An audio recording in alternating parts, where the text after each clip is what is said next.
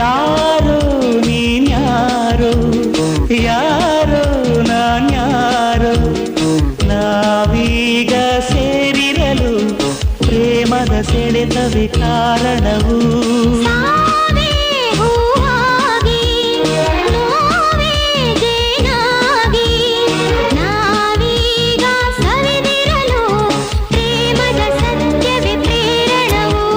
ಪ್ರೀತಿ ಮಾಡುವವರು ಲೋಕದಲ್ಲಿ ಪುಣ್ಯ ಮಾಡಿದವರು.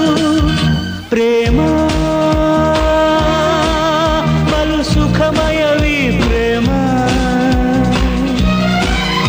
ಈ ಭೂಮಿಯಲ್ಲಿ ಈ ಬಾಳಿನಲ್ಲಿ ನೆನಪಿರುವುದೇ ಪ್ರೇಮ, ಹೆಸರುಳಿಯುವುದೇ ಪ್ರೇಮ. ಪ್ರೇಮ ಬರಹ